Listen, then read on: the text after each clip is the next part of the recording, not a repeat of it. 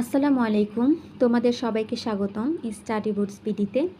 আজকের এই ক্লাসে আমরা শিখব খুব গুরুত্বপূর্ণ তিনটি টপিক। সেগুলো হচ্ছে ওহমস ল, কারশফস কারেন্ট ল আর কারশফস ভোল্টেজ ল। তো চলো শুরু করা যাক।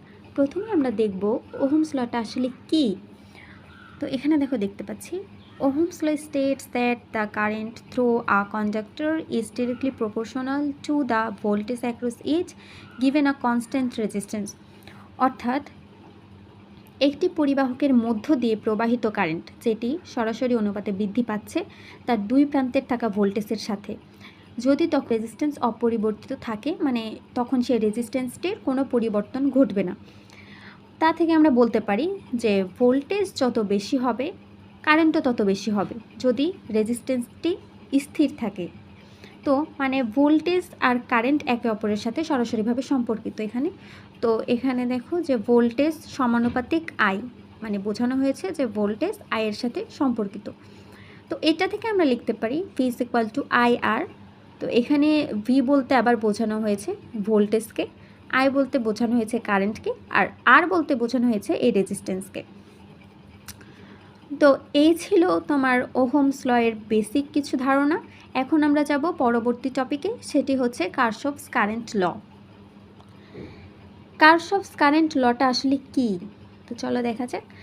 Kirchhoff's current law states that the algebraic sum of the total current on a node is equal to 0। অর্থাৎ একটি নোডে প্রবাহিত মোট কারেন্টের বীজগাণিতিক যোগফল শূন্যের সমান। মানে যে কোনো নোড বা সংযোগস্থলে যতগুলো কারেন্ট আগত হচ্ছে বা নির্গত হচ্ছে সবগুলো কারেন্টকে আমরা যোগ করলে যোগফল পাবো 0। তো এখন এখানে তাই বলা হয়েছে যে সামেশন অফ আইসোকল টু 0, মানে টোটাল কারেন্টের যোগফল 0। তো এখানে দেখানো হয়েছে এটা একটা নোড থেকে কিছু কারেন্ট বের হচ্ছে মানে নির্গত হচ্ছে, আর কিছু কারেন্ট আসছে মানে হচ্ছে আগত হচ্ছে। তো যেগুলো তোমার আগত কারেন্ট সেগুলোকে যদি আমি নেগেটিভ ধরি, আর যেগুলো হচ্ছে তোমার বের হচ্ছে মানে নির্গত কারেন্ট সেগুলোকে যদি আমরা পজিটিভ ধরি, তাহলে এই সমীকরণটি দাঁড়ায় যে এই যে I1 আর I3 যে ঢুকছে সেই জন্য এটা হচ্ছে মাইনাস, মানে নেগেটিভ ধরলাম, সেই জন্য এই যে -I1 -I3, আর এই যে I2 তারপরে I4 I5 এগুলো যে বের হচ্ছে সেজন্য এগুলো আমি পজিটিভ ধরলাম। এই যে I2 plus I2 plus I4 plus I5 is equal to 0। হ্যাঁ, এখন আমরা এটাকে আবার আরেকভাবেও লিখতে পারি যে entering current is equal two living current, মানে হচ্ছে তোমার ইন্টারিং কারেন্টের যোগফল ইজ ইকুয়াল টু লিভিং কারেন্টের যোগফল।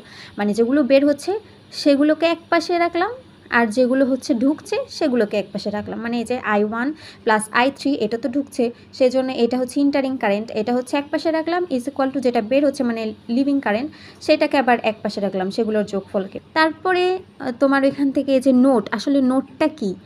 নোটটা হচ্ছে তোমার এখানে আমি লিখে দিয়েছি যে note is a connecting point where 2 or more elements are connected. মানে হচ্ছে যে নোট মানে একটা কানেক্টিং পয়েন্ট, যেখানে তোমার দুইটা বা দুইটার বেশি এলিমেন্ট একসাথে কানেক্টেড থাকবে, কিন্তু একটা এলিমেন্ট নিয়ে কখনো নোট তৈরি হয় না, যে দুইটা বা দুইটার অধিক নিয়ে একটা নোট তৈরি হয়। তো এই ছিল আমাদের কারশফস কারেন্ট ল এর বেসিক কিছু ধারণা। এখন আমরা চলে যাব পরবর্তী টপিকে, সেটি হচ্ছে কারশফ ভোল্টেজ ল। তো কারশফস ভোল্টেজ লটা আসলে কি? Kirchhoff's voltage law states that the algebraic sum of all voltages around a closed path or loop is 0.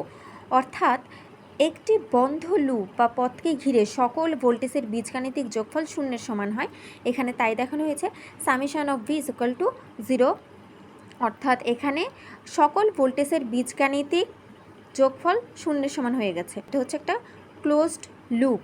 এখানে এটা বলতে তোমার ভোল্টেজ সোর্স বা সাপ্লাইড ভোল্টেজ, এটা হচ্ছে তোমার তিনটি রেজিস্টর এখানে দেওয়া আছে R1 R2 R3, আর প্রতিটি রেজিস্টরের ওপর ভোল্টেজ ড্রপ আছে। এই জন্য এখানে VR1 VR2 VR3 দ্বারা ওই ভোল্টেজ ড্রপটাকে বোঝানো হয়েছে।